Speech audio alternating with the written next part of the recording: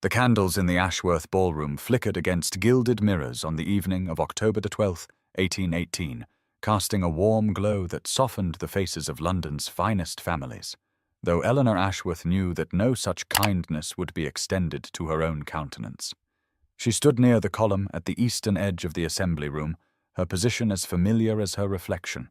always on the periphery where widows of modest means and faded youth were expected to remain.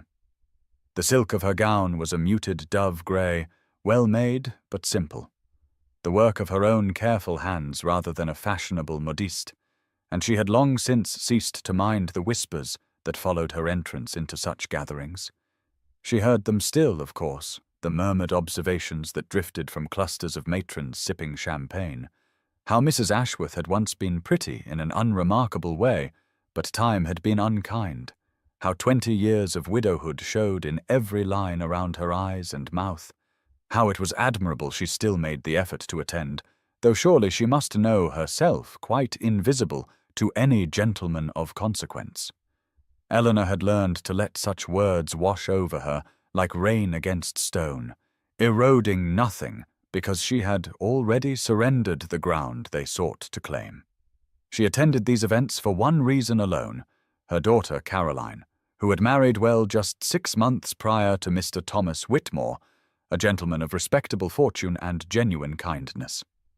Caroline stood now among the young wives on the opposite side of the room, her face bright with laughter, her rose silk gown catching the light as she moved, and Eleanor felt the familiar swell of fierce maternal pride that had sustained her through 2 decades of sacrifice. She had been 22 when her husband died, 3 years wed to a man 30 years her senior who had been kind but never passionate, and she had poured all the love in her heart into the infant daughter left in her care.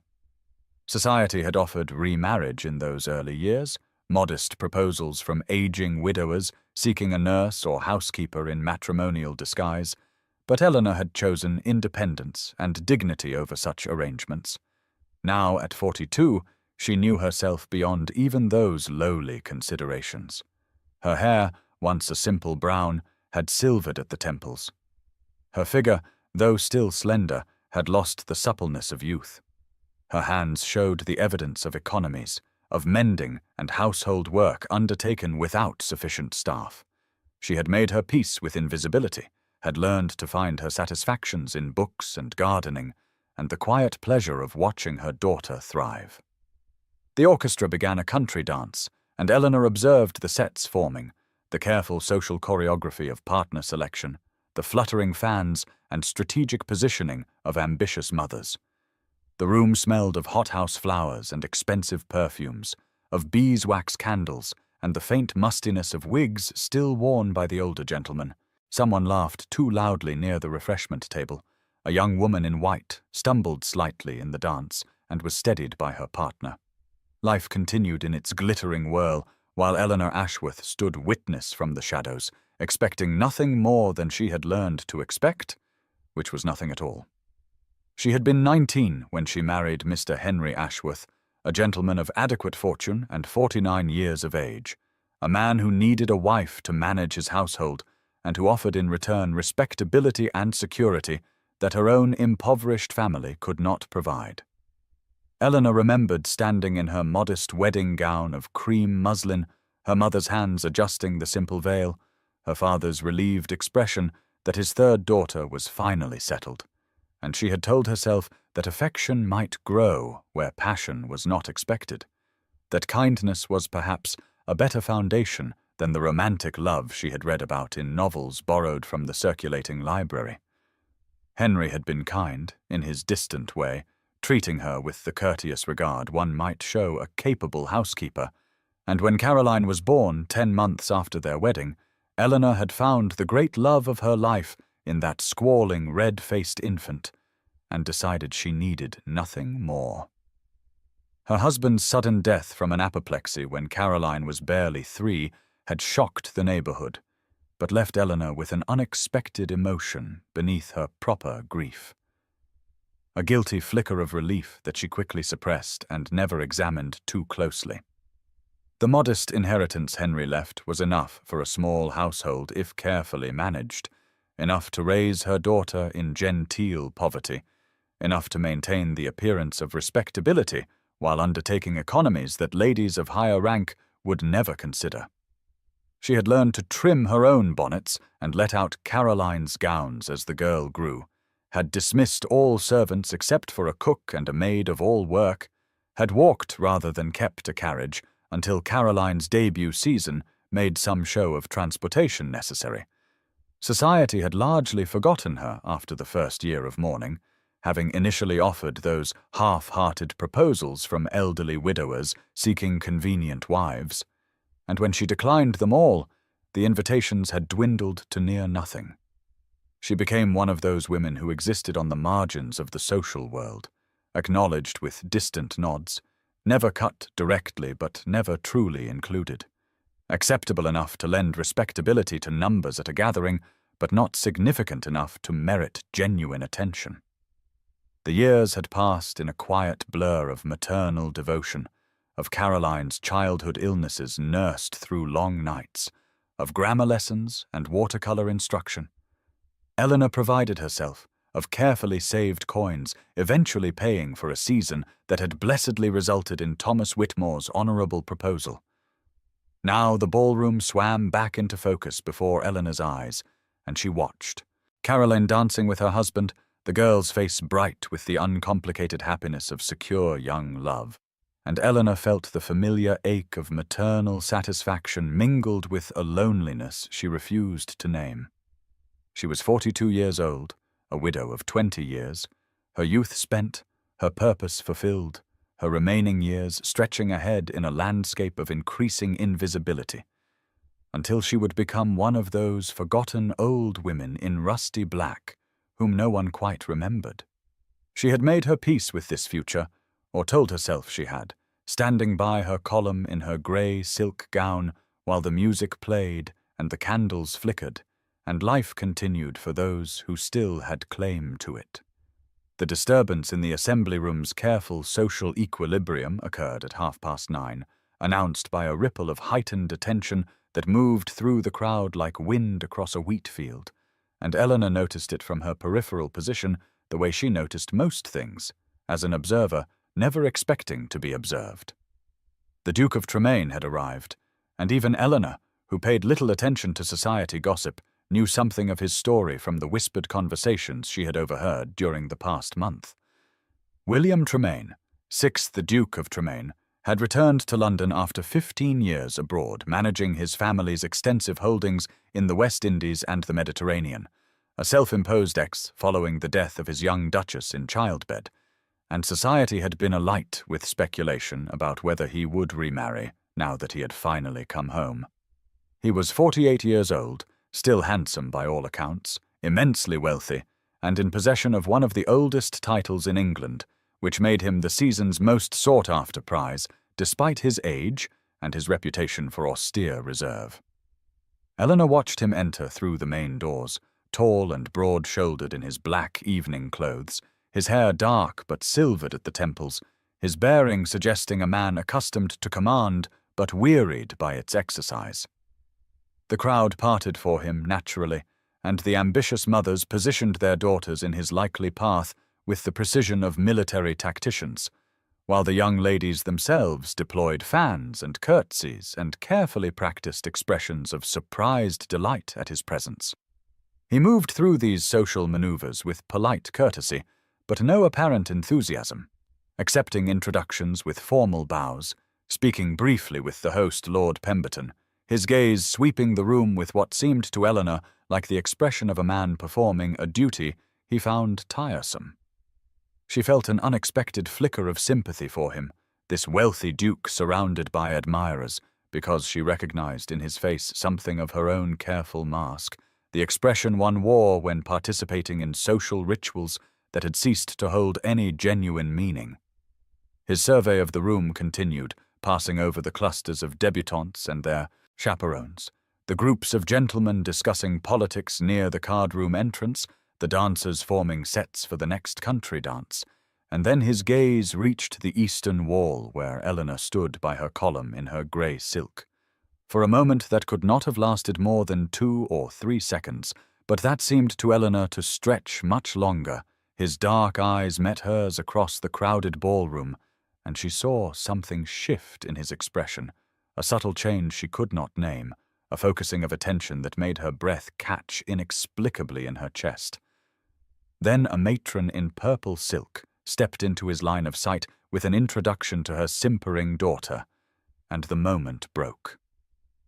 Eleanor exhaled and turned away, chiding herself for foolishness, for imagining significance in a glance that had probably not even registered her existence, for the dangerous habit of constructing meaning from nothing simply because one had been invisible so long that even the possibility of being seen created illusions. The evening had grown warm, despite the October chill outside, and the press of bodies in the assembly room made the air thick with mingled scents of perfume and candle wax and perspiration masked by lavender water. So when the terrace doors were opened for a refreshment interval, Eleanor made her way outside with relief she did not bother to conceal, since no one was observing her anyway. The garden beyond the terrace was lit with paper lanterns strung between the trees, their soft light kinder than the brilliant chandeliers inside, and Eleanor found a stone bench partially hidden by a trellis of late-blooming roses and sat down with a sigh that came from deeper than mere physical weariness. She had fulfilled her duty by attending, had been present for Caroline to see her mother supporting her new social position, and now she calculated that another 30 minutes would satisfy propriety before she could reasonably call for her carriage and retreat to the blessed solitude of her small townhouse. The sounds of music and laughter drifted from the open doors behind her, punctuated by the higher notes of feminine voices and the deeper rumble of masculine conversation, and Eleanor closed her eyes briefly against the familiar ache of being surrounded by life she no longer participated in, a ghost at the feast of society. When she opened her eyes again, the Duke of Tremaine was standing before her bench, and she startled so visibly that his expression shifted to concern. "May I sit?" he asked, gesturing to the opposite end of the bench, and Eleanor found herself nodding before her rational mind could catalogue all the reasons why a duke would not actually wish to sit with her, and must be acting from some motive of polite obligation she could not fathom. He sat down with the unconscious grace of a man comfortable in his body, leaving a respectful distance between them, and for a moment neither spoke, while Eleanor's heart beat an uncomfortable rhythm against her ribs. "You looked thoughtful just now," he said finally, his voice a deep baritone that carried easily without rising in volume, "when your eyes were closed." I wondered what thoughts would create such an expression, something between weariness and resignation, but also perhaps relief. Eleanor stared at him, genuinely shocked not by his presence but by his words, by the fact that he had observed her closely enough to note an expression, that he spoke to her as though her thoughts might be interesting rather than offering the empty pleasantries about weather or music that comprised most social conversation. "I was thinking that I had stayed long enough to satisfy duty," she said after a pause, deciding that honesty was less dangerous than a tempting flirtation she had no skill for, and that I might soon escape to quieter surroundings. The Duke smiled, a small movement of his mouth that transformed his austere features into something warmer and unexpectedly appealing. "Then we are of similar mind," he replied, for I was calculating the same equation, wondering how soon I might leave without giving offence to Lord Pemberton, who has been kind enough to welcome me back to society. He turned slightly to face her more fully, and Eleanor saw in the lantern light that his eyes were dark grey, almost charcoal, with fine lines at the corners that suggested a man who had spent years squinting into sun, or perhaps smiling before grief taught him restraint. "Do you find these gatherings tiresome, Mrs. Ashworth, or am I alone in my curmudgeonly resistance to what I am assured are delightful entertainments?" Eleanor felt the shock of recognition that comes when a stranger articulates something one has felt privately for years, and she answered with a candour that surprised her, even as the words left her lips, telling him that she found these gatherings exhausting performances where everyone pretended enthusiasm for rituals that served only to display wealth and availability, where conversation was reduced to pleasantries that communicated nothing of substance, where she felt herself moving through prescribed steps like an actor in a play whose plot had long since ceased to interest her. William listened with an attention she could feel physically, his gaze steady on her face in a way that made her simultaneously self-conscious and strangely liberated. And when she finished speaking, he nodded slowly and said that he had thought himself alone in such observations, that everyone he had encountered since his return seemed genuinely delighted by society's offerings, while he felt only a hollow restlessness he could not shake. They spoke then with the easy flow of two people discovering unexpected common ground, their conversation ranging from the superficiality of social performance to the ways grief changed one's relationship with pleasure, and Eleanor found herself saying things she had never voiced aloud, observations about the cruelty of social hierarchies and the particular invisibility imposed on women past youth,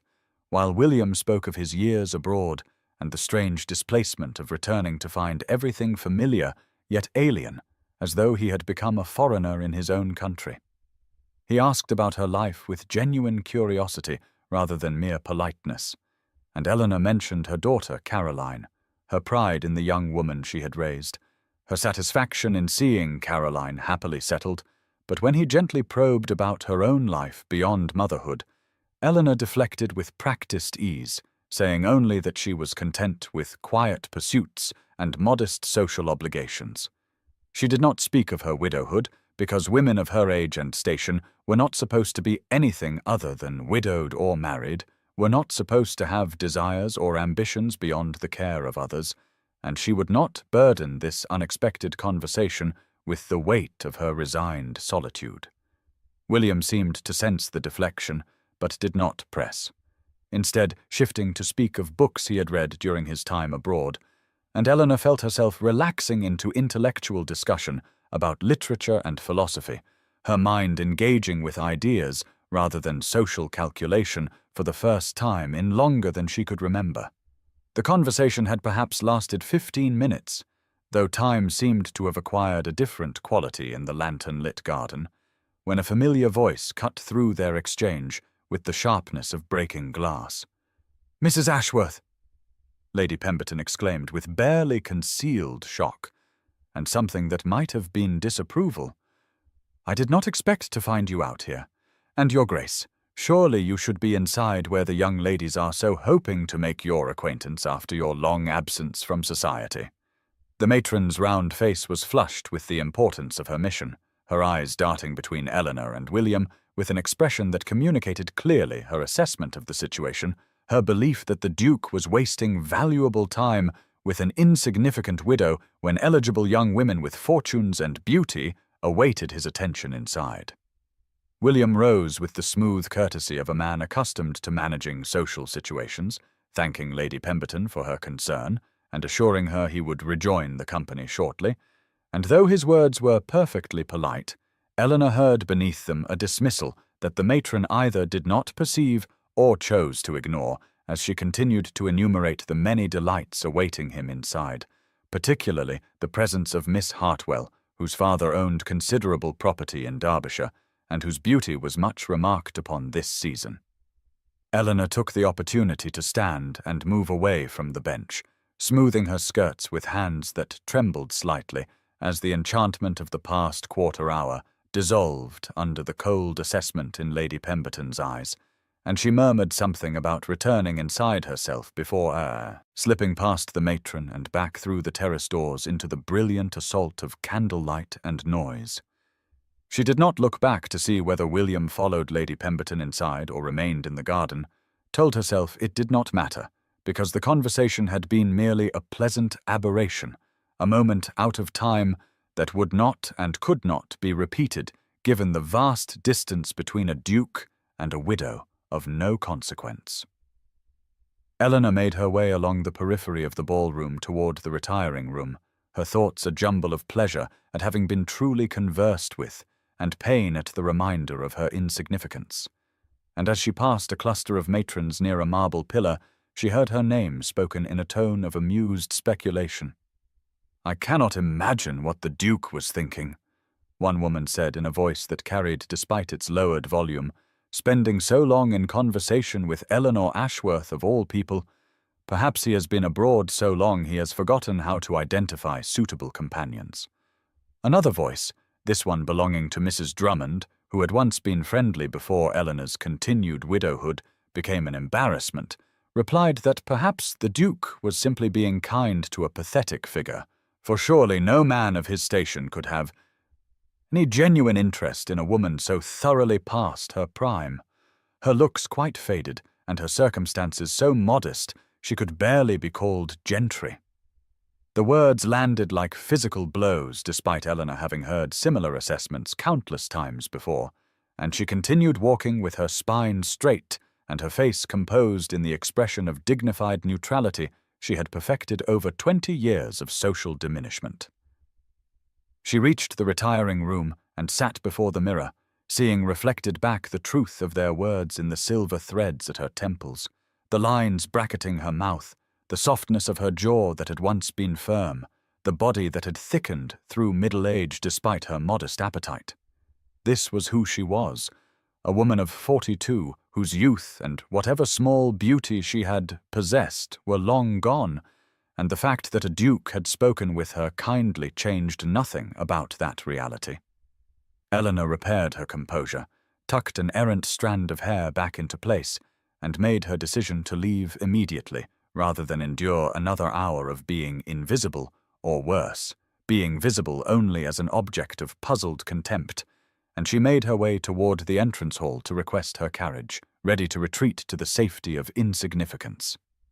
Eleanor stood in the entrance hall waiting for her carriage to be brought around, her shawl drawn tight against the chill that seemed to emanate from within rather than from the October night air, and she occupied herself by studying the marble floor tiles rather than risking eye contact with the other guests who periodically passed through on their way to or from the ballroom, their laughter and chatter emphasizing her solitude and her decision to retreat from a world that had no place for her. The footman had informed her there would be a delay of perhaps 10 minutes, as her modest hired conveyance had been sent around to the mews to make room for the carriages of more important guests, and Eleanor accepted this small indignity with the same practiced grace with which she accepted all the accumulated slights of her position, telling herself she was foolish to have allowed a single conversation to penetrate the protective resignation she had cultivated so carefully over 20 years. She heard footsteps approaching with purposeful speed and looked up to see William Tremaine striding across the marble floor toward her, his expression intent in a way that made her heart contract with something between hope and alarm, and she glanced behind her to see whom he might be pursuing before realizing with absolute bewilderment that his attention was fixed on her alone. "Mrs. Ashworth," he said as he reached her, slightly breathless as though he had been searching. "I had hoped to find you before you departed. May I have a moment of your time?" Eleanor nodded mutely, unable to imagine what would bring a duke to pursue her to the entrance hall, and William glanced at the footman standing discreetly near the door before gesturing toward a small alcove that offered the illusion of privacy while maintaining perfect propriety. He waited until she had moved into the alcove before speaking again, his voice low but clear as he said that he had found their conversation in the garden the most genuine exchange he had experienced since returning to England, and he would very much like to continue their acquaintance if she would permit it. Eleanor stared at him, searching his face for signs of mockery or misplaced pity, finding neither but still unable to comprehend his meaning, and she said carefully that she had also enjoyed their conversation, and if he wished to call upon her daughter Caroline, she would, of course, be honored to receive him. William smiled then, a small expression that transformed his serious features into something warmer, and he said with gentle clarity that while he was certain Miss Caroline was delightful, it was Eleanor herself upon whom he wished to call, if she would grant him permission to do so. The words seemed to rearrange themselves in Eleanor's mind as she tried to make sense of them. A duke asking permission to call on a 42-year-old widow of no consequence, and she felt heat rise in her face as she stammered that she lived very quietly in a modest establishment in Bloomsbury and could not imagine why he would wish to visit, her words trailing off as she realized she was essentially arguing against her own desirability. William's expression remained patient, and something else she could not quite identify, something that looked almost like tenderness, as he said simply that he wished to know her better, to continue the conversation they had begun, and would she give him her direction. Eleanor heard herself reciting her address as though from a great distance, her voice sounding strange in her own ears, and William repeated it back to confirm, before saying he would call upon her in 2 or 3 days if that would be acceptable. She nodded, still bewildered, and he reached for her hand with a deliberateness that gave her every opportunity to withdraw, lifting it gently and bowing over it in a gesture that would have been merely formal except for the warmth of his fingers through her glove and the way his thumb brushed across her knuckles in a touch so brief she might have imagined it except for the way her skin seemed to remember sensation. It had not felt in 20 years. He released her hand and stepped back with a small bow before striding back toward the ballroom, leaving Eleanor standing in the alcove with her hand still raised slightly, as though she could preserve the ghost of his touch. And when the footman appeared to announce her carriage, she moved toward the door in a daze that accompanied her through the short journey home and followed her into restless dreams where she could not tell whether she was being offered hope or being prepared for a more elaborate disappointment than any she had yet endured. 3 days passed in a state of suspended unreality, during which Eleanor alternately convinced herself that the Duke of Tremaine would not actually appear at her door, and that if he did, it would be to politely withdraw his impulsive offer, and she occupied herself with household tasks and reading, while Caroline watched her with barely suppressed excitement that Eleanor could not bring herself to share, knowing that hope was a dangerous indulgence that had brought her nothing but pain in the past. On the afternoon of the 3rd day, Eleanor was sitting in her small drawing room, attempting to focus on needlework, when her housekeeper Mrs. Davies appeared in the doorway with an expression of barely controlled astonishment, to announce that the Duke of Tremaine had called and was waiting in the entrance hall, and Eleanor felt the room tilt slightly as she set down her work with hands that trembled and smoothed her simple day dress of grey merino wool that suddenly seemed impossibly plain before telling Mrs. Davies to show him in. She stood as William entered the modest drawing-room with its faded upholstery and simple furnishings that looked even more humble in the presence of a man who owned 3 estates and a London mansion. But if he noticed the worn carpet or the mended curtains, his expression gave no indication as he bowed and thanked her for receiving him, and Eleanor noticed he carried a slim volume bound in leather that he placed on the side table as Mrs. Davies withdrew after a significant glance that promised the housekeeper would be hovering within earshot to preserve propriety.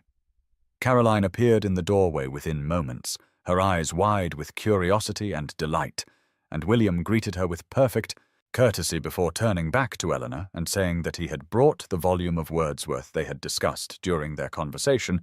a first edition he thought she might enjoy, and Eleanor felt something catch in her chest at the realization that he had not only remembered their brief exchange about poetry, but had gone to the trouble of bringing a gift that spoke to that specific conversation. Caroline offered tea, and Eleanor nodded gratefully, needing something to occupy her hands and attention while she tried to manage the surreal experience of having a duke sitting in her drawing room on a worn settee that had been old when her husband died, and as Caroline supervised the tea service, William spoke easily about the weather and inquired after their comfort with a naturalness that seemed designed to put Eleanor at ease, though her heart continued to race beneath her carefully composed exterior. When the tea had been poured and distributed, William turned to Caroline with a smile and said that he had greatly enjoyed meeting her, but wondered if he might impose upon her kindness by requesting a few moments of private conversation with her mother, the question phrased so courteously that Caroline could do nothing but agree, though her expression as she left the room combined amazement with unmistakable pleasure that her mother was the object of such particular attention. The door closed behind Caroline, and Eleanor found herself alone with William. in a silence that felt charged with possibility and danger, and when she dared to meet his eyes, she found him watching her with an expression of such focused attention that she felt seen in a way that was both thrilling and terrifying, as though he could perceive not just her physical presence, but the thoughts and fears and half-acknowledged hopes that she had kept buried for 20 years beneath the protective armor of resignation. William leaned forward slightly in his seat, his teacup balanced in long fingers that looked accustomed to holding far more substantial things than delicate porcelain, and he said with quiet directness that he hoped she would tell him something of herself, of her life these past years, if she felt comfortable doing so. Eleanor felt her breath catch at the intimacy of the request, at being asked to speak of herself as though her experiences held value worth knowing, and she found herself speaking haltingly at first about her years of widowhood, about raising Caroline alone on the modest income left by her husband's small estate, about the quiet satisfactions of watching her daughter grow into a woman of character and kindness. William listened with an attention so complete that Eleanor felt each word she spoke being received and considered rather than merely heard. And when she faltered, he asked gentle questions that drew out details she had never shared with anyone, about the loneliness of those early years and the slow resignation that had replaced the grief, about learning to find purpose in duty when hope seemed an indulgence she could not afford. She stopped abruptly, horrified that she had revealed so much, but William's expression held no pity, only a recognition that made her feel understood in a way she had not experienced since her husband's death, and he said quietly that he knew something of that particular loneliness, that particular reshaping of oneself around absence. He told her then about his own wife, about a marriage contracted young between two people who held genuine affection for each other, but had not yet learned what love might become given time, and about her death in childbed, along with the son who might have been their shared future. He had thrown himself into managing the family estates, he said, taking on the overseas properties that needed attention and spending 15 years in service to duty and responsibility. And when he finally returned to England earlier this year, he found himself moving through a society that felt insubstantial, full of people who seemed to be performing rather than living. He paused and set down his teacup with careful precision before continuing,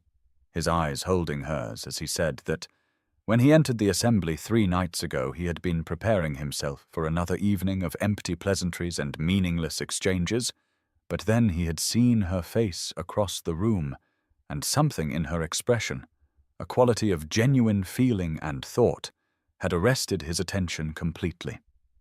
He said he had watched her standing at the periphery observing the dancers, and had seen in the set of her shoulders and the slight sadness of her smile a person who had truly lived, who had experienced loss and persevered,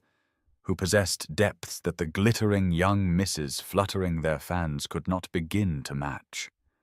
Eleanor felt tears prick at her eyes and looked down at her own teacup to hide them, overwhelmed by hearing herself described as someone worth noticing rather than someone who had faded into irrelevance. And William's voice gentled further as he said he had sought her out in the garden precisely because he wanted to know the person behind that expressive face. And everything she had said in their brief conversation had confirmed his initial impression that here was someone rare and valuable, someone he very much wanted to know better. The calls became regular with a pattern that Eleanor found both exhilarating and terrifying, William appearing at her door 2 or sometimes 3 times each week with books to discuss or invitations to take tea or simple desire for conversation. And with each visit, Eleanor felt the careful walls she had constructed around her heart, developing fissures even as she told herself not to read too much into his attention or assume intentions he might not hold. The gossip that had begun as curious whispers at the assembly intensified into something more pointed and cruel, reaching Eleanor's ears through Caroline, who heard it at social gatherings and through the barely concealed speculation of tradespeople and even Eleanor's own housekeeper, who reported with scandalized delight that the neighbours were all talking about the Duke's regular visits to their modest street. Eleanor overheard two women at the draper's shop where she was selecting ribbon-speak in voices just loud enough to ensure she would hear about how the Duke of Tremaine must have taken leave of his sense, to waste his time on a woman past 40 with no fortune and faded looks. And one suggested with malicious certainty that Mrs. Ashworth must be more cunning than she appeared to have ensnared such distinguished attention. Caroline defended her mother with fierce loyalty whenever such comments reached her directly, and her husband supported her efforts, but Eleanor knew that her daughter's social position could be damaged by association as with a mother who was becoming the subject of ridicule, and this knowledge added weight to her growing internal turmoil about what exactly William intended by his continued attention. She found herself caught between wild hope that his visits meant what her heart desperately wanted them to mean, and the more familiar voice of resignation that insisted a duke could not possibly be courting a woman like her, that he must simply be lonely after his years abroad and seeking intellectual companionship without romantic intent,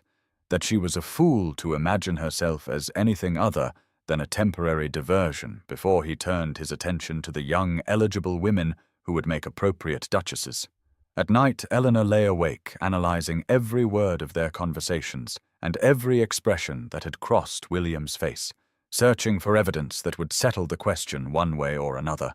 but finding only ambiguity that left her suspended in uncertainty.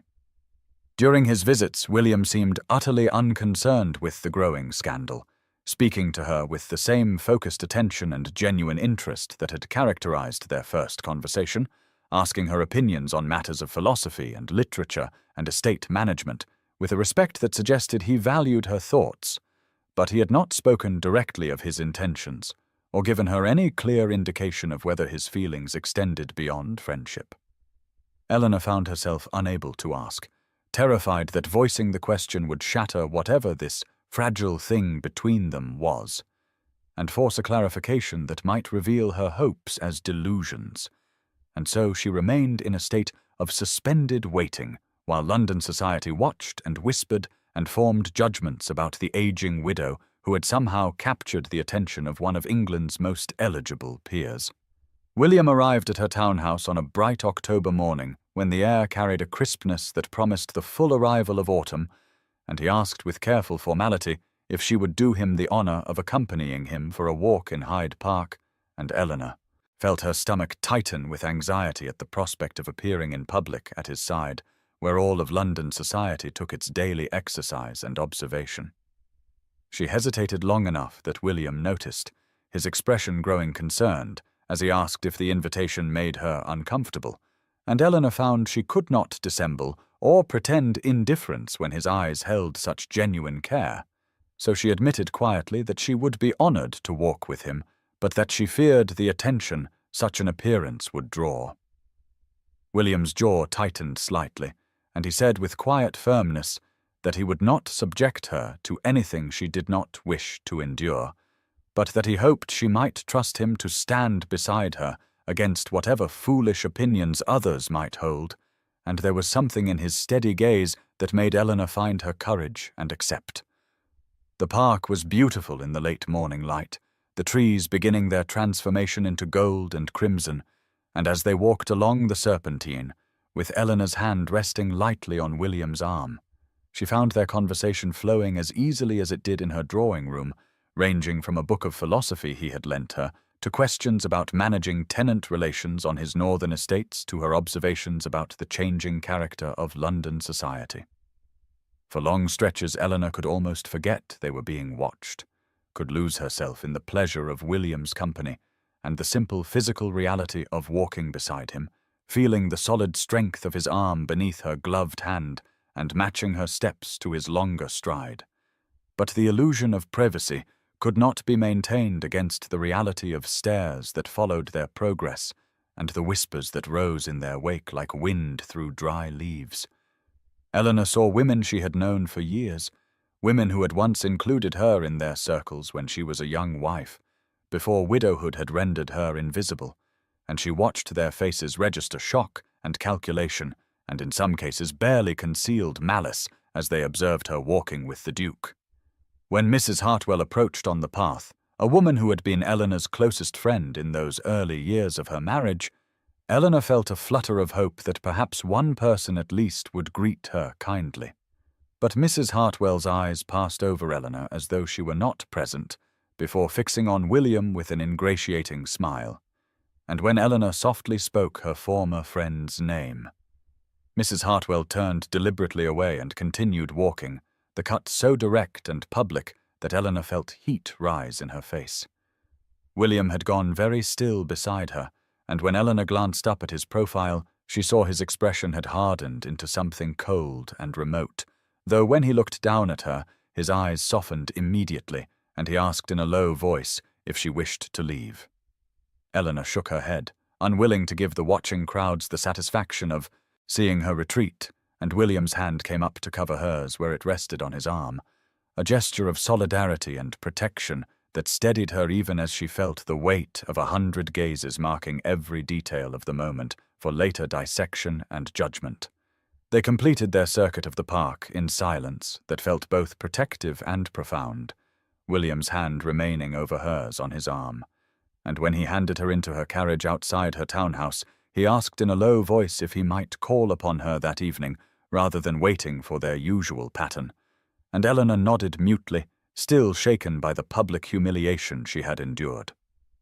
He arrived as twilight was settling over London, the lamplighters making their rounds and casting pools of golden light along the street, and when Eleanor received him in her drawing-room, she saw that the cold hardness she had glimpsed in the park had not entirely left his features.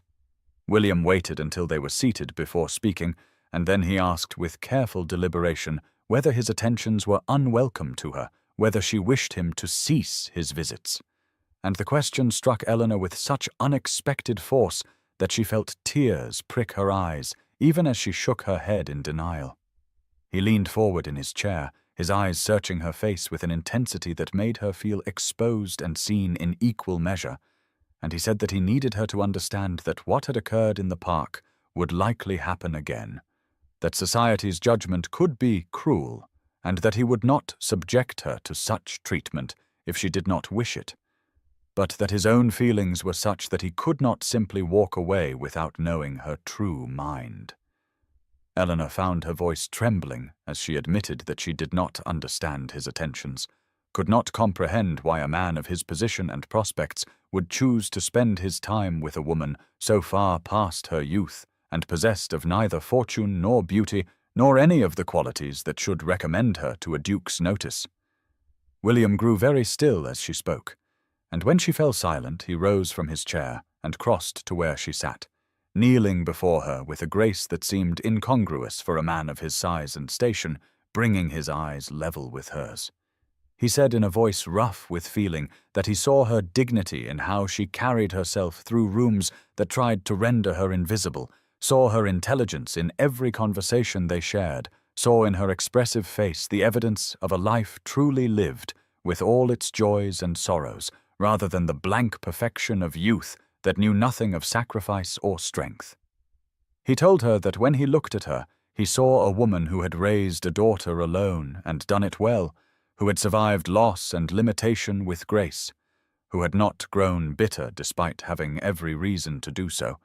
and that these qualities were worth more than any dowry or any smooth skin unmarked by time. Eleanor felt tears sliding down her cheeks as he spoke, unable to reconcile this vision of herself with the woman she saw in her mirror each morning. And when William reached up slowly to brush away her tears with his thumb, she felt the touch like a brand against her skin. He asked again whether his attentions were unwelcome, and she whispered that they were not, that they were the most welcome thing she had experienced in 20 years, and she watched something like relief and triumph cross his features before he composed himself and returned to his chair, though the air between them felt fundamentally changed, charged with possibility and promise that terrified and exhilarated her in equal measure. The invitation arrived 3 days after their conversation in her drawing-room, delivered by a liveried footman who waited while Eleanor read the heavy cream paper with its elegant script. and her hands trembled slightly as she absorbed the request that she join the Duke of Tremaine for a private dinner at his London residence, with the assurance that his sister Lady Margaret would be present to observe all proprieties. Eleanor's first instinct was to decline, to retreat to the safety of her modest home and the familiar boundaries of afternoon calls in her own drawing room, but something in William's words during their last meeting had lodged in her heart like a seed that insisted on taking root, despite all her efforts to maintain the barren ground of resignation. She sent her acceptance back with the footman, and then spent 2 days in anxious preparation, consulting with Caroline about what she should wear and whether accepting such an invitation would be seen as forward. And her daughter had embraced her with fierce joy and declared that Eleanor deserved every happiness and that the Duke was clearly a man of discernment. The evening arrived cold and clear, the first week of November bringing a bite to the air that hinted at winter's approach. And as Eleanor's modest hired carriage drew up before William's townhouse in Grosvenor Square, she felt her courage nearly desert her at the sight of the magnificent facade, with its columns and perfectly proportioned windows blazing with light. A butler received her with a deference she was unaccustomed to, taking her cloak with the same careful attention he would give a duchess, and she was led through halls hung with paintings and furnished with pieces that spoke of generations of wealth and taste, until she reached a drawing-room where William stood beside the fire with a woman who could only be his sister. Lady Margaret Fairfax was perhaps 3 years younger than William, with the same grey eyes and a warmth in her expression that immediately eased some of Eleanor's nervousness, and when William made the introductions, Margaret took Eleanor's hands in both of hers and said with genuine feeling that she was delighted to finally meet the woman who had brought her brother back to life. Eleanor felt heat rise in her cheeks at such a direct statement, but Margaret's smile held no mockery or calculation, only a frank kindness that made Eleanor understand where William had learned his own directness. The dinner itself was served in an intimate dining room, rather than the grand formal space Eleanor had feared. The table set for just the 3 of them, with flowers and candlelight that created an atmosphere of warmth rather than intimidation, and Margaret proved to be an engaging conversationalist, who drew Eleanor out on topics ranging from literature to the challenges of managing a household on limited means.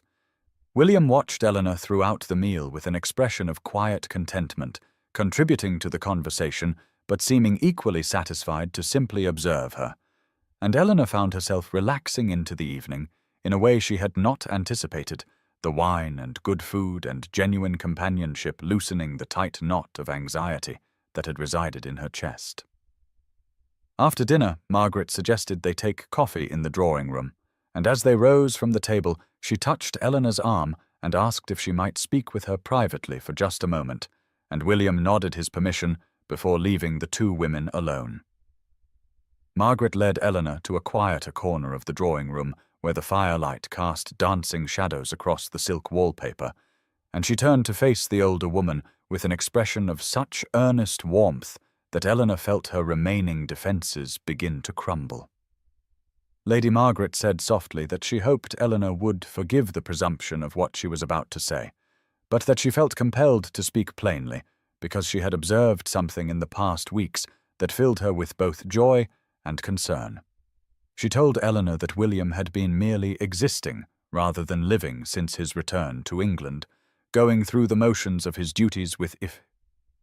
efficiency, but no spark of genuine engagement, attending social events with the same enthusiasm one might bring to reviewing account ledgers, and that she had watched her brother slowly disappearing into a kind of waking sleep where nothing seemed to touch him deeply.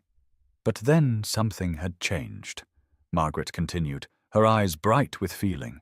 and when she had asked William about the sudden transformation he had spoken of meeting a woman at an assembly,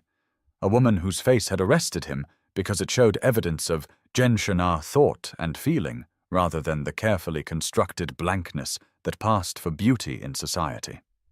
Margaret said she had not seen her brother truly alive in years until these past weeks, had not heard him laugh with genuine amusement or speak with animated interest about anything beyond crop rotations and estate improvements, and that whatever Eleanor had done or been, it had awakened something in William that Margaret had feared was lost forever. Eleanor felt tears threatening again as she listened, overwhelmed by the gift of knowing that what she had begun to feel was not simply her own desperate imagination, but something real and reciprocated, and Margaret reached out to squeeze her hand before saying gently that she simply wanted Eleanor to know that William's family, or at least this member of it, welcomed her presence in his life with profound gratitude. The two women returned to the drawing room where William waited, and Eleanor saw his eyes search her face with concern, until Margaret smiled at him with a warmth that seemed to communicate reassurance.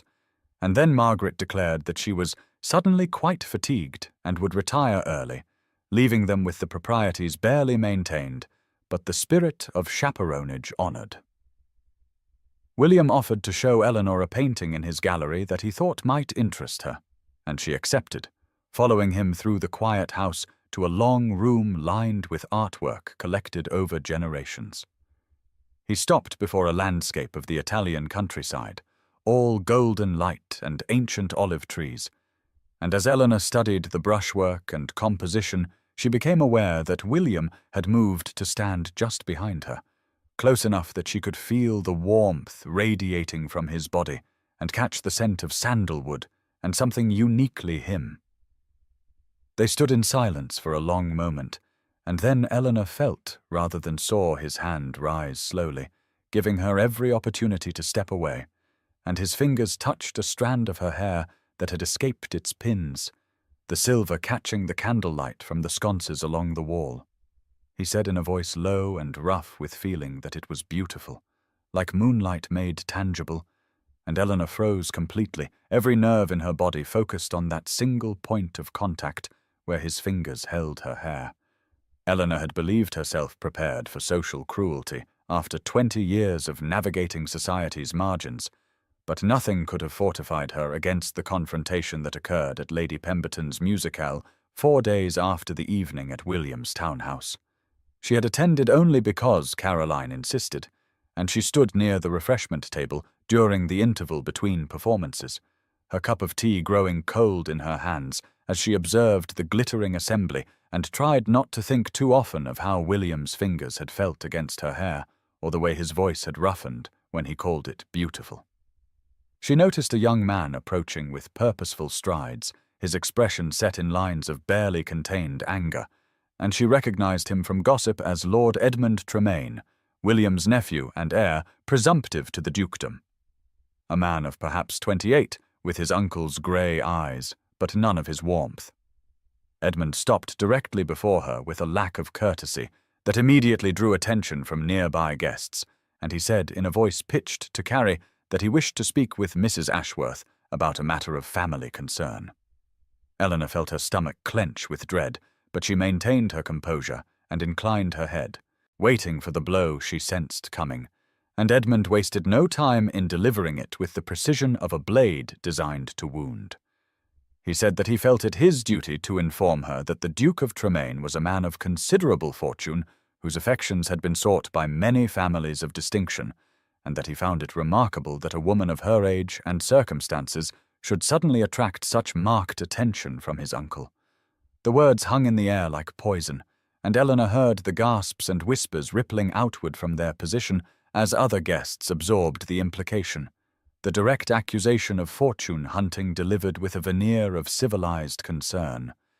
She felt heat flood her face, but she kept her voice steady as she replied that the Duke's friendship had been entirely unsolicited on her part, and that she had given Lord Edmund no cause to question her integrity. Edmund's smile was cold as he continued, saying that perhaps she was unaware that William had been in a vulnerable state since his return to England, that grief and isolation could make even sensible men susceptible to manipulation by those who recognized an opportunity. Eleanor felt each word like a physical blow, not because she believed them, but because she knew how they would sound to the assembled company, how they would feed into every whispered suspicion about her modest circumstances and faded looks. She was gathering herself to respond with what dignity she could muster, when a voice cut through the tension like winter wind, cold and sharp, with an authority that silenced the room. William stood at the edge of the crowd that had gathered, and Eleanor had never seen his face so transformed by anger, the usual warmth in his grey eyes replaced by something that made Edmund take an involuntary step backward. William crossed the space between them with measured steps and positioned himself beside Eleanor,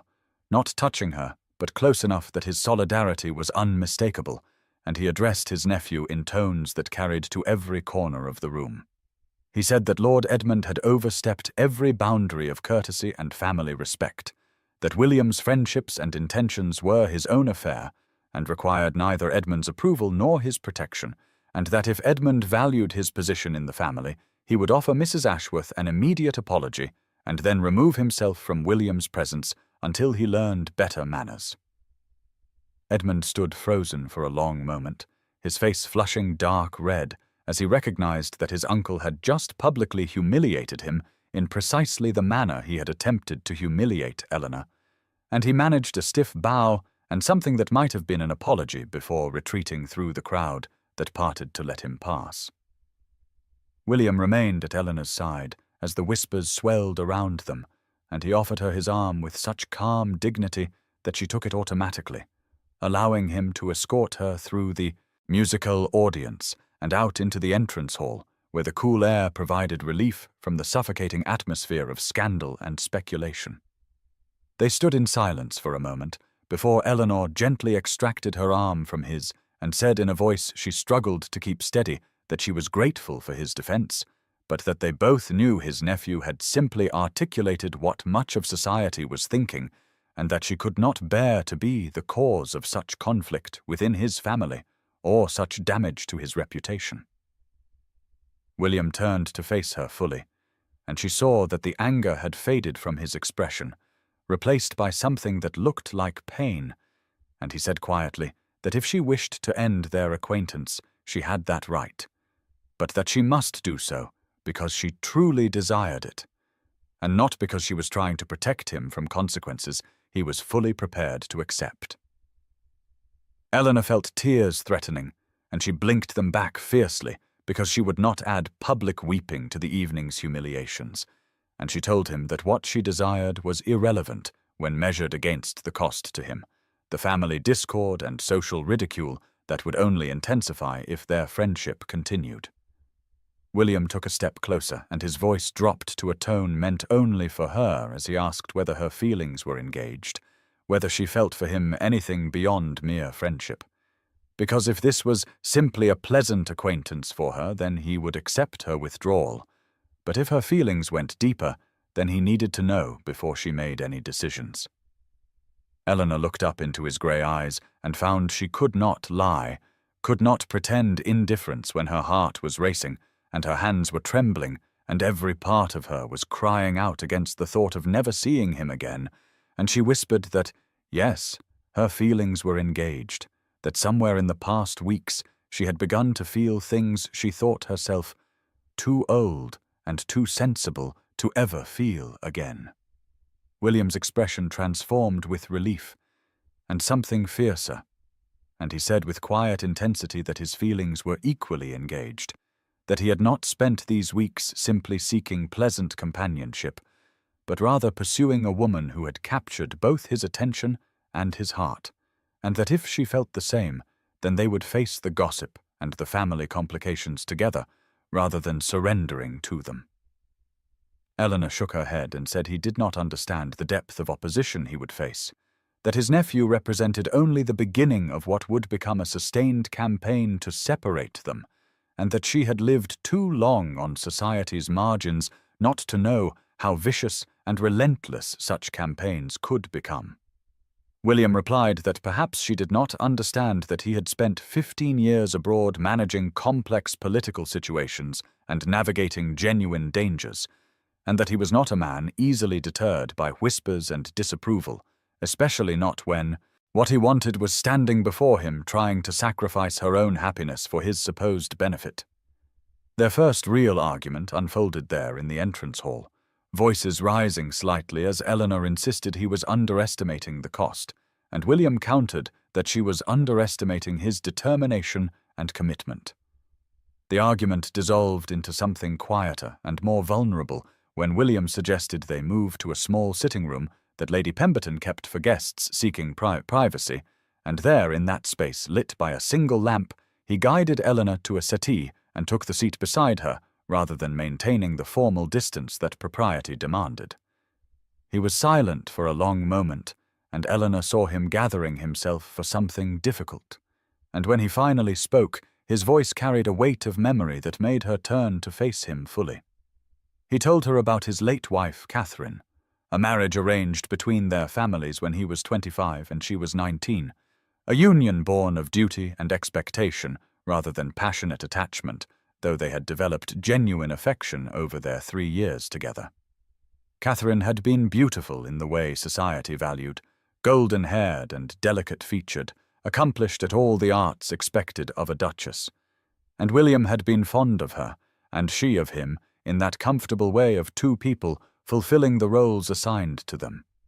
She had died delivering their stillborn son, both lives lost in a single terrible night. And William had retreated into grief, and then into duty, accepting a diplomatic posting abroad that kept him away from England and its memories for 15 years. He described returning to London society and finding it earthly as he had left it, the same shallow conversations and calculated maneuvers and endless positioning for advantage, and how he had felt like a ghost moving through a world that no longer held meaning for him. Then he had seen Eleanor across Lady Harrington's ballroom 2 months ago, and something in her face had arrested him completely, a quality of thoughtful presence that suggested an actual person resided behind the eyes, rather than simply a performer of social rituals. William turned to look directly at Eleanor as he continued, his grey eyes intent and serious, and he told her that what he saw when he looked at her were the evidences of a life truly lived rather than merely performed. He saw the fine lines at the corners of her eyes and knew they came from years of smiling at her daughter, from squinting over books read late into the night, from all the small joys and sorrows that marked a woman who had felt things deeply. He saw the silver threading through her dark hair and thought it beautiful because it spoke of time past and wisdom earned. He saw the way she carried herself with quiet dignity, despite her modest dress and peripheral position in society, and he recognized in that dignity a strength of character that had nothing to do with wealth or status. He told her that his marriage to Catherine had been pleasant but not transformative, that he had cared for her but never felt this sense of being truly known by another person, and that perhaps he needed these years of life and loss behind him to be capable of recognizing and valuing what he saw in Eleanor. His voice roughened slightly as he admitted that he had thought himself content with memory and duty until he looked across a ballroom and saw a woman whose face showed evidence of courage and resilience and depth, and that in the week since he had come to need her presence the way he needed air and light. Eleanor felt tears sliding down her cheeks and did not try to stop them, and William reached up slowly to catch one on his fingertip. Eleanor's own vulnerability rose in response to his, and she found herself speaking truths she had barely allowed herself to think in the 20 years since her husband's death. She told William that she had been 19 when she married Thomas Ashworth, a man of 52 who had wanted a young wife to brighten his final years, and that their 3 years together had been marked by kindness and companionship, though not the passionate attachment of fairy tales. When Thomas died, she had been 22 years old with an infant daughter and barely enough income to maintain a modest household,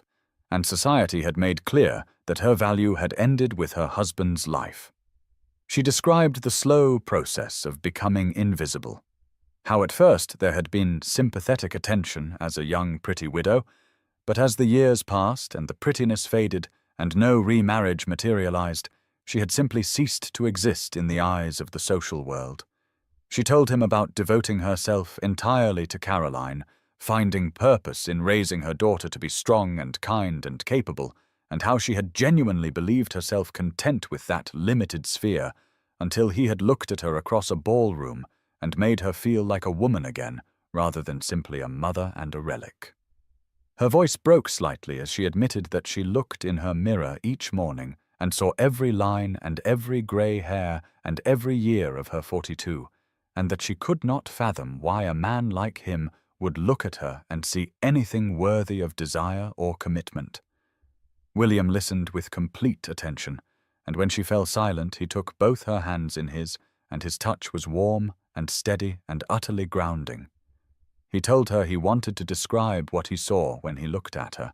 and he began a catalogue delivered in that quiet, intense voice that made her feel as though they were the only two people in existence. He spoke of her eyes, dark brown and expressive, with those lines at the corners that came from smiling and from sorrow both, lines that showed she had lived a life of genuine feeling rather than maintaining the smooth, blank perfection of someone who had never risked caring deeply.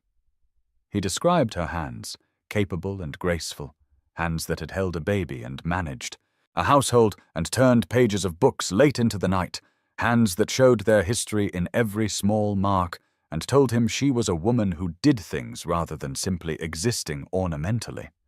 He spoke of the way she held herself, the quiet dignity in her posture that never wavered whether she was entering a ballroom or facing his nephew's cruelty, a strength of character that he found infinitely more beautiful than any arrangement of features. William reached into his coat and withdrew a small leather portfolio,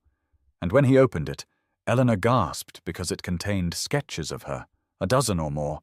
drawn from memory in the hours when he was apart from her. There she was in profile as she had looked in his gallery examining paintings. There she was laughing at something he had said during their park walk. There she was in thoughtful repose as she had appeared while listening to music at Lady Pemberton's musicale. The sketches were skillfully done, and captured not just her appearance, but something of her inner self, and seeing herself through his eyes in these drawings made Eleanor understand for the first time that he truly did see her as beautiful, that this was not kindness or delusion, but genuine perception. She looked up from the sketches to find him watching her face with an expression of such tender vulnerability that she felt something shift fundamentally in her understanding of herself and what might be possible in the years ahead. The fragile hope that had been building in Eleanor over the past weeks shattered completely when she walked past Ackerman's print shop on Bond Street. 4 days after the evening at Lady Pemberton's, and saw the cartoon displayed prominently in the window among the other satirical prints that Londoners purchased for entertainment. She had been on her way to the Modiste with Caroline, feeling almost light-hearted for the first time in years, but the image stopped her as surely as a physical blow, and she stood frozen on the pavement while other pedestrians moved around her with irritated murmurs. The cartoon depicted a wizened crone in an outmoded gown clutching the arm of a distinguished gentleman whose coronet marked him clearly as a duke, and the caption read, "The autumn of his reason," in letters large enough to be seen from across the street. The artist had exaggerated every feature that Eleanor saw in her mirror each morning, and feared the world saw when they looked at her, transforming the lines of her face into grotesque crevices, and her silver-streaked hair into a wild grey tangle, and the figure's grasping posture suggested avarice and manipulation rather than any genuine feeling. Caroline gasped beside her and tried to pull her mother away, but Eleanor could not move, could only stare at this vicious rendering of herself and William, and feel the weight of public mockery crushing the tender new growth of her self-worth. The Duke in the cartoon wore an expression of befuddled dotage that transformed William's dignified maturity into senility, the clear implication being that only a man who had lost his faculties would attach himself to such a creature as the cartoon depicted. Eleanor was aware of people stopping to look at the print, aware of the laughter and pointed comments, aware that some of those gathering recognized her standing there, and the laughter grew more pointed and more cruel. She finally allowed Caroline to lead her away, moving through the streets in a fog of humiliation so profound that she barely registered where they were going until she found herself back in her own drawing room with Caroline kneeling beside her chair and holding her hands. The days that followed were a return to the grey, isolated existence Eleanor had known before William entered her life, except now the greyness was darker because she had glimpsed what might have been possible and understood exactly what she was losing. She refused to see William when he called the next day, and the day after that, sending word through her maid that she was indisposed, and she burned the notes he sent without reading them because she could not bear the kindness she knew they would contain. Caroline argued and pleaded, but Eleanor remained adamant, and in the quiet hours alone she worked to rebuild the walls of protective resignation that William had so carefully dismantled.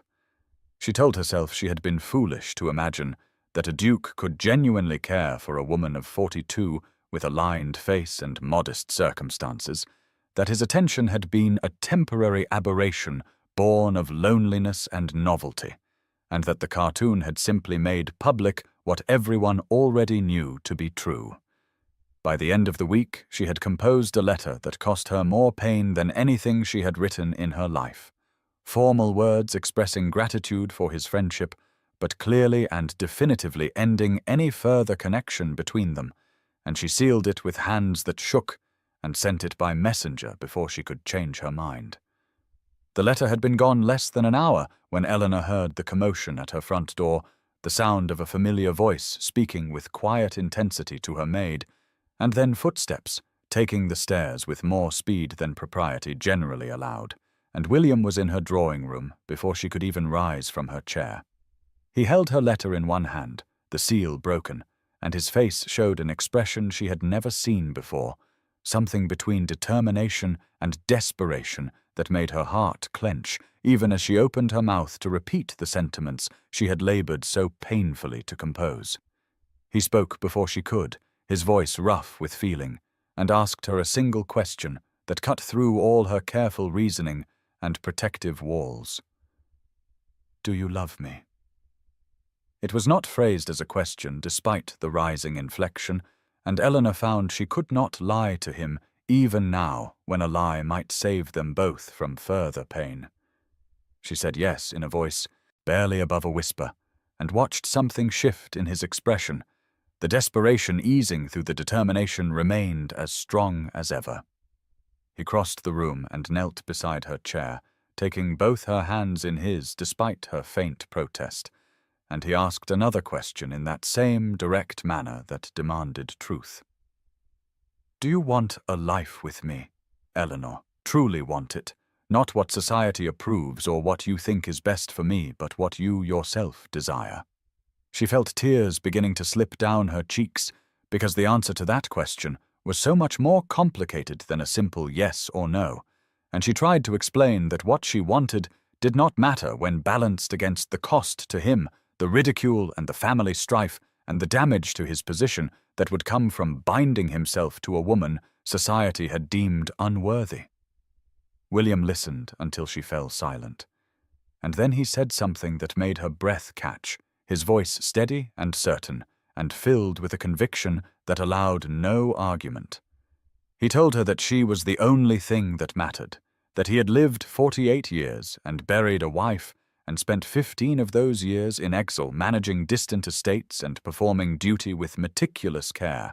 and that in all that time he had never felt as alive as he did in her presence. He said he had earned the right to choose his own happiness, and he was choosing her, and that if she would not accept his devotion for her own sake, then perhaps she might accept it because denying him would cause him greater pain than any amount of social mockery ever could. Eleanor looked down at him, kneeling beside her chair, this distinguished man who commanded respect wherever he went, and she saw in his face such genuine feeling that her carefully constructed arguments began to crumble. William reached into his waistcoat and withdrew a small velvet box, and when he opened it, she saw a ring that glowed warmly in the afternoon light streaming through her modest windows, a band of gold set with a ruby surrounded by small diamonds, beautiful but not ostentatious, chosen with the same thoughtfulness he brought to everything concerning her. He held it up between them and told her he was going to ask her a question, and this time he wanted an answer that came from her heart rather than from her fears. And then he asked her in formal words, weighted with emotion, if she would do him the very great honor of becoming his wife. Eleanor stared at the ring glowing between them and felt the full weight of the moment settle over her like a physical presence. This instant when her entire future hung suspended between the terror of vulnerability and the intoxicating possibility of genuine happiness. William remained kneeling beside her chair with a patience that suggested he would stay there for hours if necessary, and in his face she saw such complete certainty that it made her own doubts feel almost childish. Yet the doubts were real and born of 20 years of learning to protect herself from hope. She thought of the cartoon in the print shop window, thought of his nephew's accusations, thought of every whispered comment she had endured throughout the weeks of their courtship. But then she looked at William's hands holding that ring and remembered how those same hands had touched her hair with such reverence in his gallery, how his fingers had traced the lines of her palm as though reading something precious written there. He had asked her to marry him, to become his wife and duchess, to step fully into the visibility she had spent 2 decades avoiding, and the enormity of what he offered terrified her precisely because she wanted it so desperately. She opened her mouth and found her voice came out trembling, asking him if he truly understood what he was choosing, reminding him that she was 42 years old with silver threading through her hair and lines marking every year of her widowhood visible on her face, that she came with no fortune or connections to enhance his position, that society would mock him, and his family would resent her, and there would be no easy path forward if he bound himself to a woman the world deemed unworthy of him. William listened to every word, and when she finally fell silent, he set the ring box carefully on the small table beside her chair and took both her hands in his, and he began to speak in a voice that carried the weight of absolute conviction. He told her that he was not choosing blindly or impulsively, but with full awareness of exactly who she was, and that what he saw when he looked at her was a woman of extraordinary grace and dignity, who had raised a daughter alone on limited means, and done so with such love that Caroline had grown into a woman of character and kindness. He said he saw intelligence in her eyes, and strength in the set of her shoulders, and a capacity for deep feeling that she had learned to hide, but that showed itself in small moments when she thought no one was watching. He told her he had been memorizing her face since that first evening in the garden, learning the lines around her eyes that came from smiling, and the slight crease between her brows that appeared when she was thinking deeply, and that he wanted to spend the rest of his life learning the stories behind every mark time had left on her. He said he had lived for duty and obligation and the expectations of others for 48 years, and he had earned the right to choose joy, and his joy was bound up entirely in the woman before him, in Eleanor herself, not in some imagined version of her, but in precisely who she was at this moment, with all her doubts and fears and hard-won wisdom. Then he asked again, in words stripped of formality, whether she would marry him and build a life with him and trust him with her heart. Eleanor felt the truth of his words settling into the Saz, where her doubts had lived for so long, felt something shifting inside her chest like ice beginning to crack after a long winter. Yet even as warmth spread through her, the old fears rose up one final time, because accepting what he offered meant stepping fully into a vulnerability she had sworn never to risk again. She looked at William kneeling beside her chair with the afternoon light catching the threads of silver at his temples, and she thought about how completely he saw her, how he had somehow looked past the surface that society judged so harshly and found value in things she had long since stopped believing were worth anything at all. Her voice came out trembling when she spoke, telling him that she was afraid not just of society's mockery, but of her own inadequacy. Afraid that she would disappoint him once the novelty of their connection faded, and he saw her clearly in the harsh light of daily life. She said she did not know how to be a duchess, had no training in managing grand households or navigating the complex social obligations that would come with his position,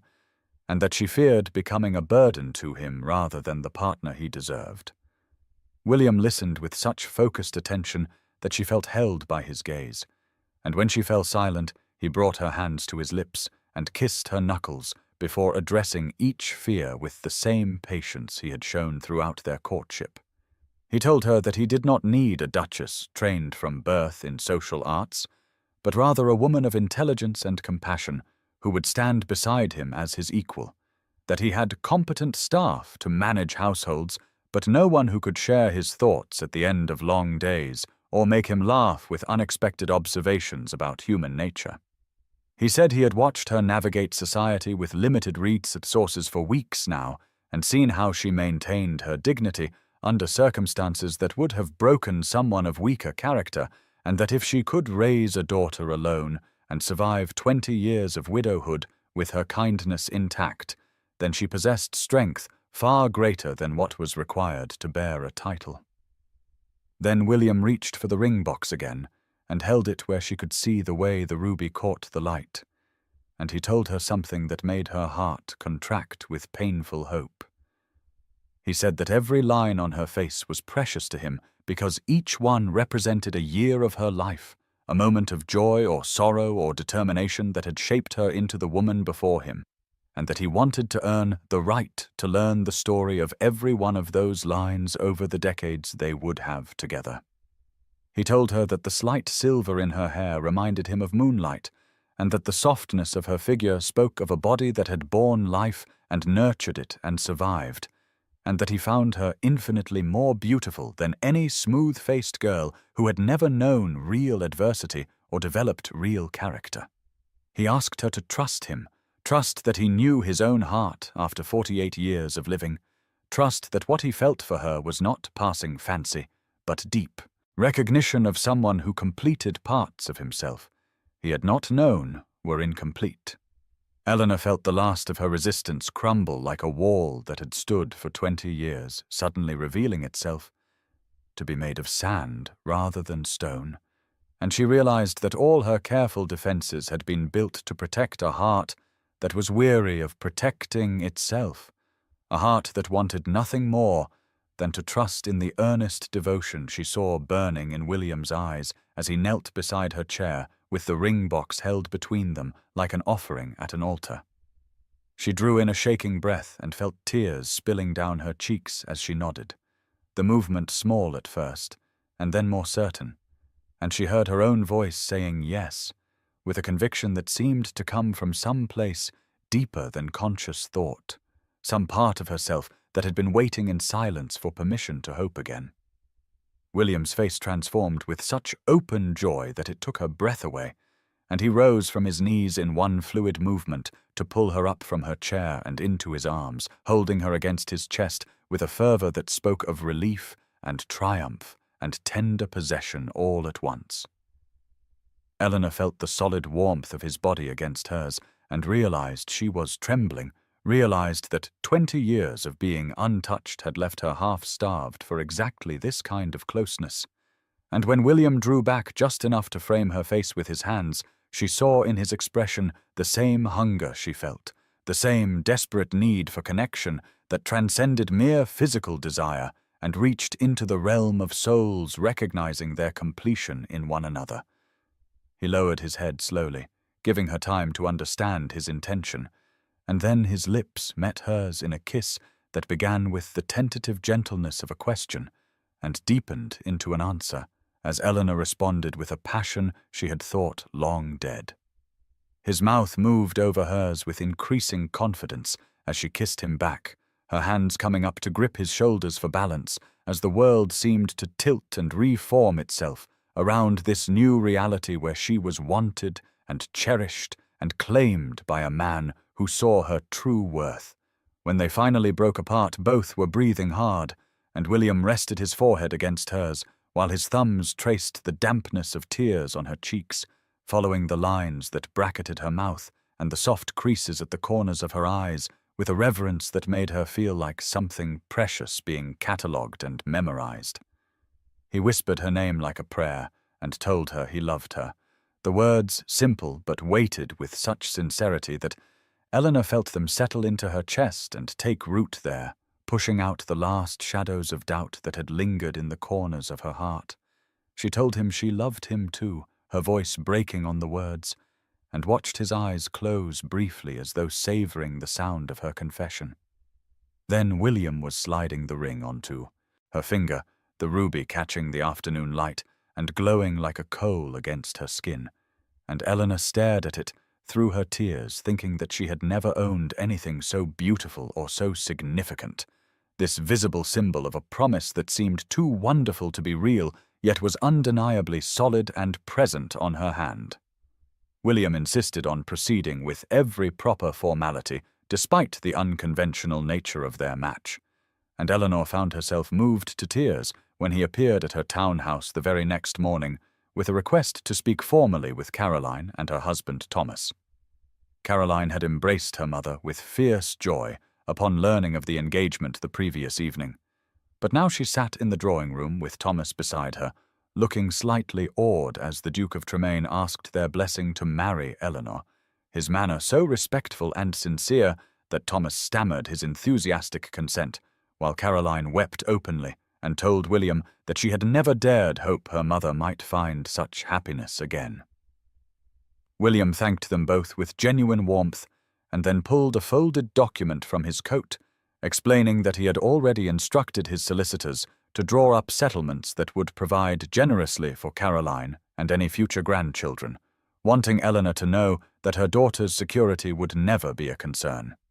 The gesture touched Eleanor deeply because it showed how thoroughly William understood her heart, how he recognized that her greatest vulnerability had always been her fierce maternal protectiveness and limited means to ensure Caroline's future.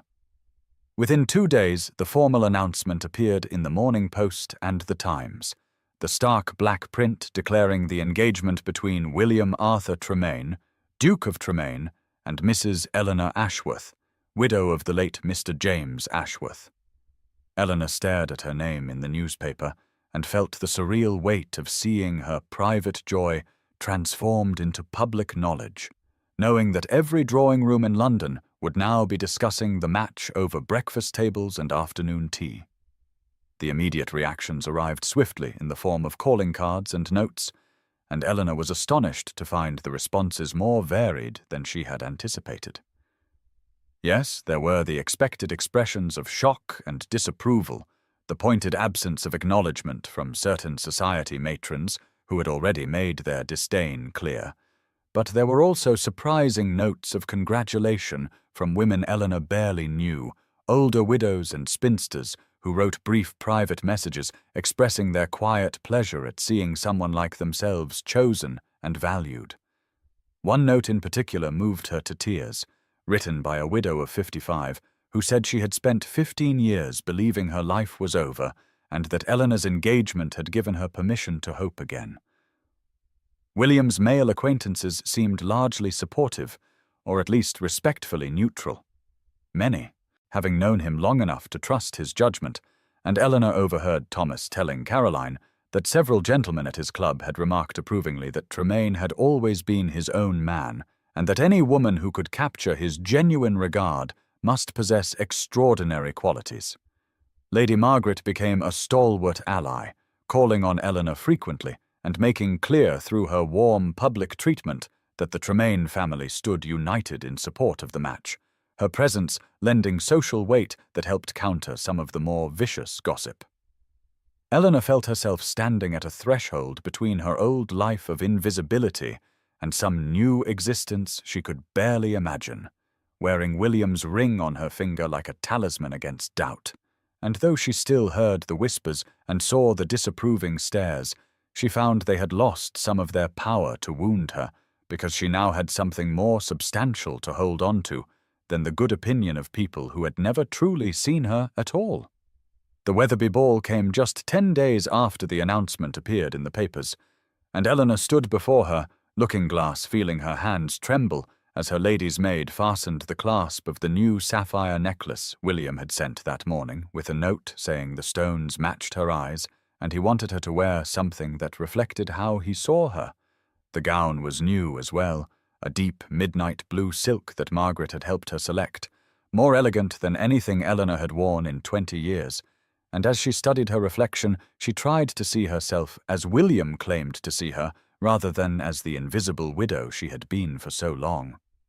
When William arrived to collect her in his carriage, his face lit with such open admiration that Eleanor felt some of her anxiety ease, and he handed her up into the equipage with a possessive tenderness that made her feel cherished rather than merely escorted.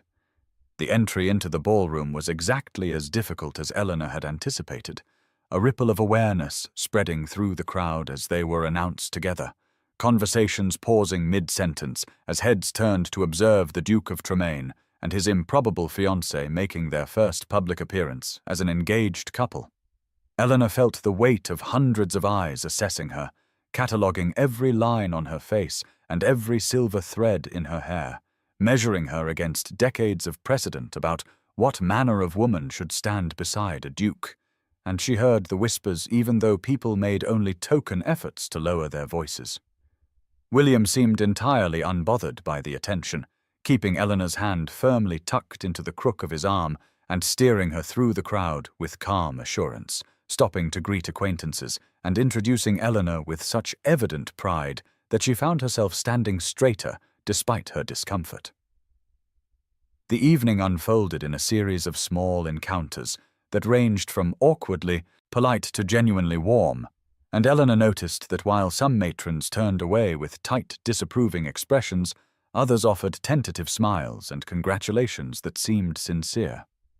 William never left her side, his presence a steady anchor in the churning social waters, and when he led her onto the floor for a waltz, Eleanor was aware that they had become the primary spectacle of the evening, every eye in the ballroom tracking their movements as they turned together in time to the music. Midway through the evening, a young woman approached Eleanor during a moment when William had stepped away to procure refreshments, and Eleanor recognized her as Mrs. Violet Hartley, a widow of perhaps 30, whose husband had died in a riding accident 2 years prior. Mrs. Hartley spoke quietly, her eyes bright with emotion, telling Eleanor that she had spent the past 2 years believing her life was effectively over, that she would spend the next 40 or 50 years simply existing in the margins of other people's happiness. But seeing Eleanor chosen and celebrated by a man like the Duke had given her the first real hope she had felt since her husband's death. Eleanor found herself deeply moved by the confession, reaching out to clasp the younger woman's hand and telling her with conviction that she was learning it was never too late for new chapters and unexpected joy. When William returned and saw Eleanor's expression, he bent close to ask if she was well, and Eleanor realized with a strange sense of wonder that she was more than well, that despite the stares and whispers, she felt for the first time that she belonged exactly where she stood, not as an object of pity or scandal, but as a woman genuinely valued and publicly claimed by a man whose regard was transforming how she understood her own worth. The wedding was set for early December, just 6 weeks after the engagement, and Eleanor found herself swept into a whirlwind of preparations that felt both dreamlike and overwhelming in their reality. William had suggested an intimate ceremony in the private chapel on his country estate, with only close family and a handful of dear friends, sparing Eleanor the ordeal of a grand London wedding that would have turned their union into a public spectacle for hundreds of curious or critical observers. Lady Margaret took Eleanor under her wing with genuine sisterly affection, insisting on accompanying her to the modiste for a trousseau, and Eleanor felt strange and wonderful, selecting gowns and underthings with an eye toward being seen and touched by a man who desired her. The wedding dress itself was created in palest ivory silk rather than white, appropriate for a widow remarrying, with delicate silver embroidery at the hem and sleeves that caught the light like frost. When the dress was ready for its final fitting, Eleanor stood in the modiste's private salon, surrounded by mirrors.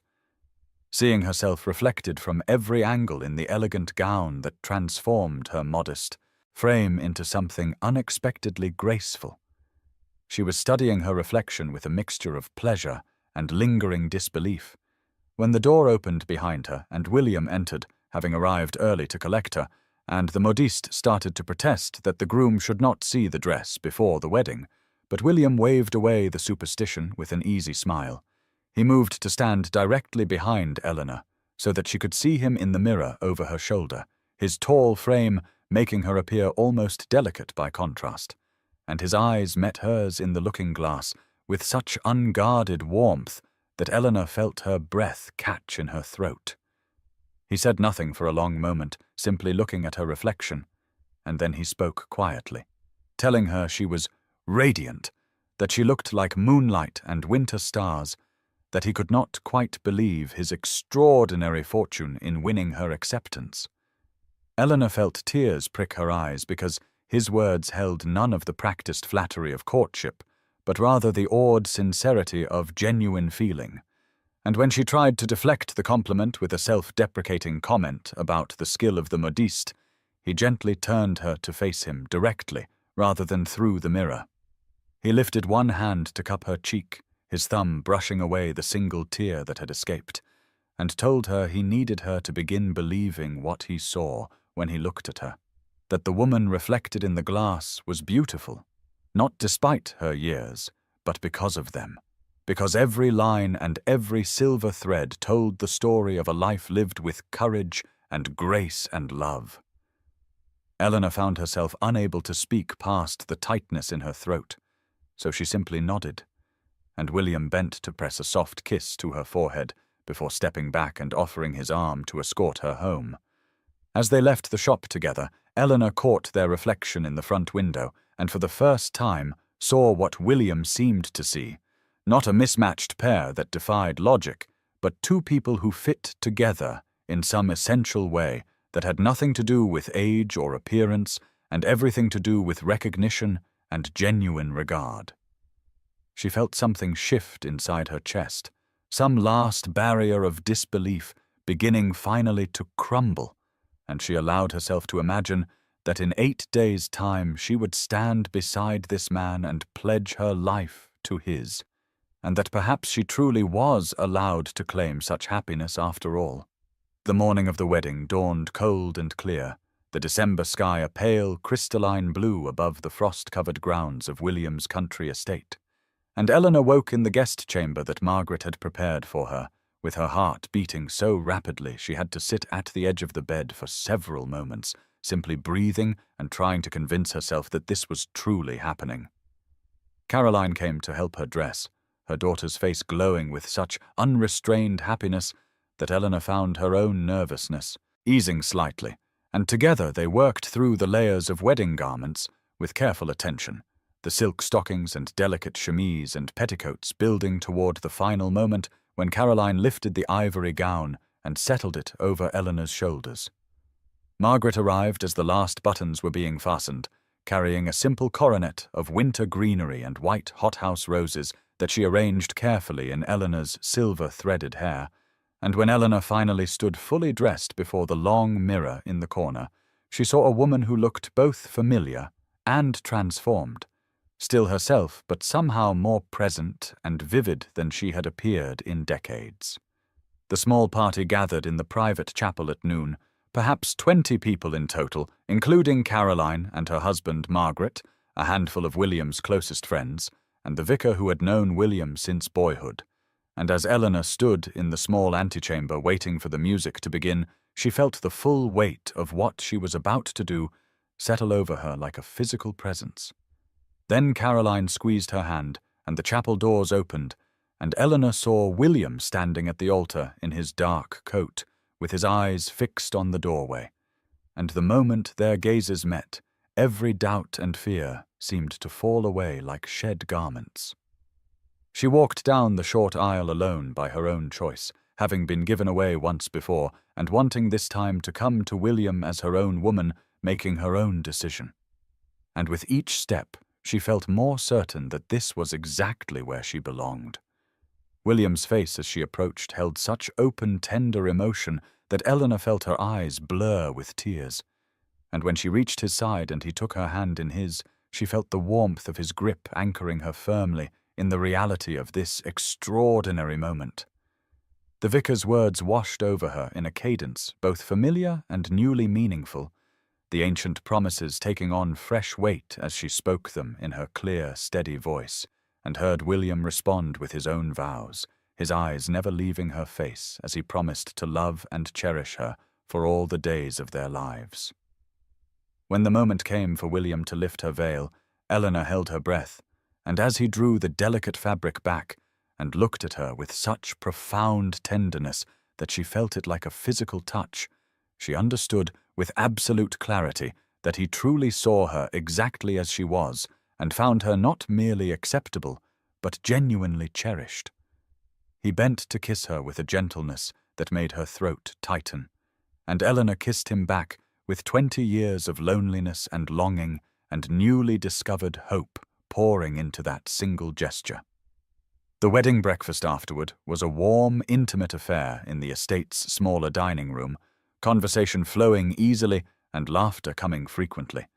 and Eleanor found herself relaxing into the celebration and accepting the genuine affection being offered by this small gathering of people who seemed truly happy for their union rather than scandalized by it. The wedding breakfast concluded as the winter afternoon light began to fade, and Eleanor found herself being escorted by William through the quiet corridors of his estate toward the private apartments that would now be hers as well as his.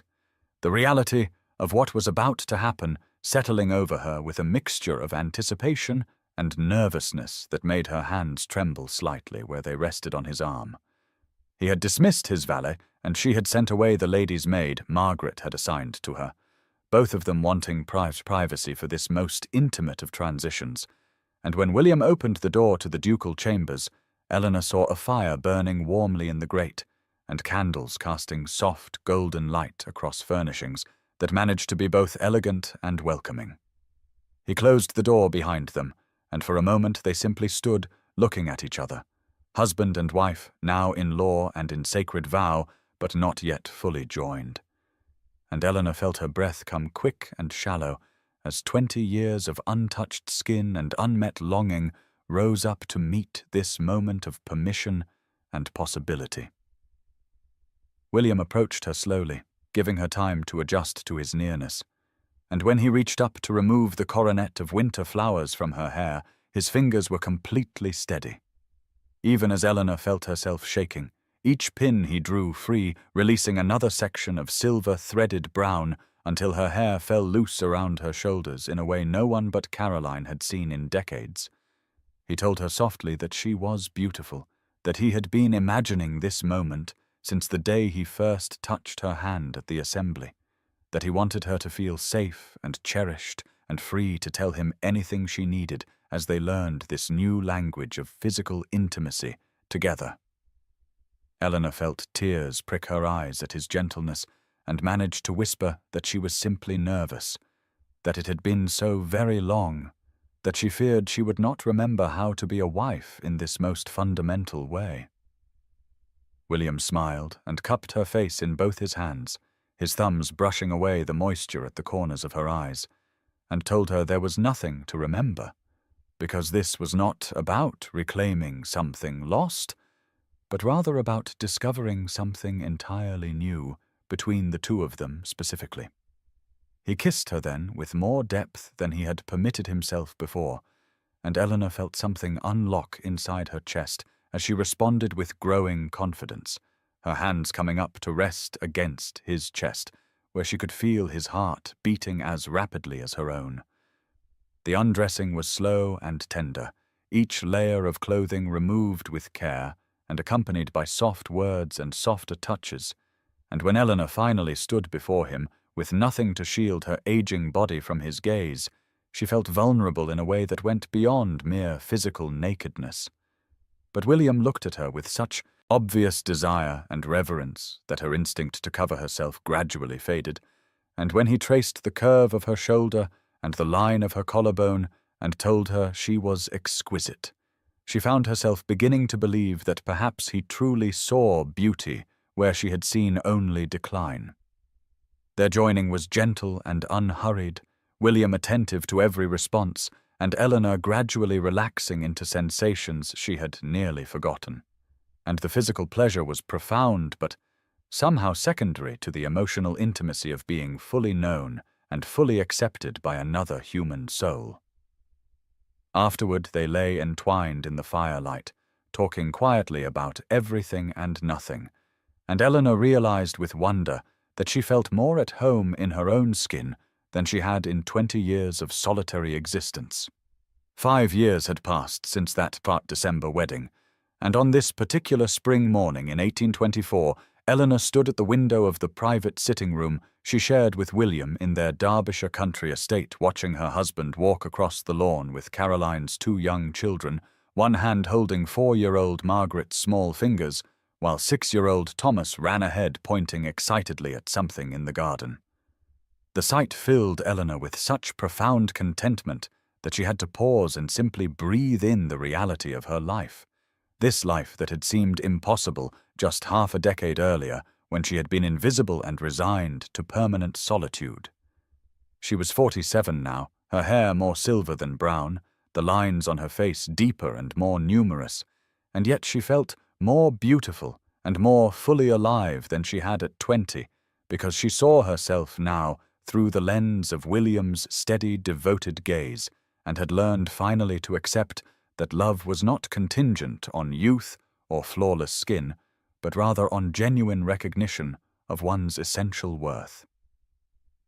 The years of their marriage had been profoundly happy, in ways both large and small, the large moments of social acceptance as society gradually adjusted to their union, and the small daily intimacies of shared meals and conversations and physical affection that still made her heart quicken when William touched her hand across the breakfast table.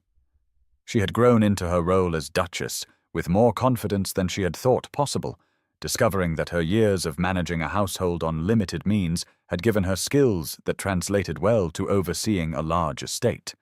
And William treated her as a true partner in all decisions, consulting her opinion on everything from crop rotation to tenant concerns. They had established a pattern of spending springs and summers here in Derbyshire and winters in London, and Eleanor found she actually enjoyed the social season now that she attended as William's wife, rather than as an invisible widow, her presence validated by his clear devotion and her own growing assurance that she belonged in whatever space she chose to occupy.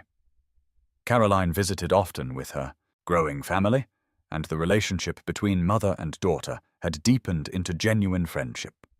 Now that Eleanor was no longer solely defined by maternal duty,